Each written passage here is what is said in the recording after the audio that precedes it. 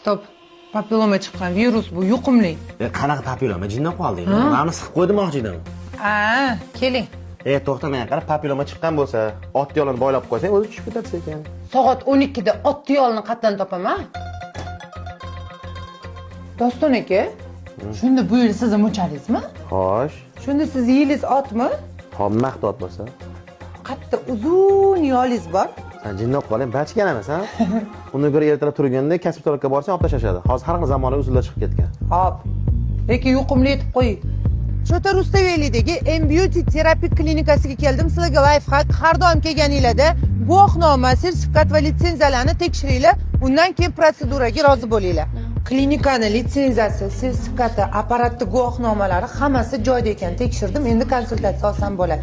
Konsultatsiyada aslida papilloma virus ekanligini, vaqtida qaratmasanglar ko'payish xususiyatiga egaligini tushuntirdilar va lazer orqali bezarar hech qanaqa iz qoldirmasdan 5 daqiqada olib tashladilar.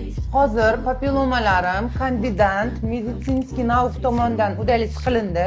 Men bir dona papillomamga keldim, lekin menda 8 ta bor ekan. Bu nimaga? Stepochkani olib, bo'yinga taqib o'tdan bo'tga aylantirganda bu virus butun bo'yin bo'ylab aylanar ekan. Shuning uchun mumkin emas ekan sipochka taqish. Hozirgi kunda kosmetologlar va kosmetologiya markazlari juda ham ko'p, lekin Instagramda kuzatyapman. Ko'pchilik jabr chekkandan keyin ularga hech qanaqa chora ko'rilmayapti. Agar sizlar ham shunaqa yomon kosmetologlarning qo'liga tushib qolishni xohlamasanglar, bemalol dermatokosmetolog va kandidat nauk tomonidan qilinadigan professional protseduralarga tashrif buyursanglar bo'ladi. Konsultatsiya uchun quyidagi raqamlarga murojaat qilinglar.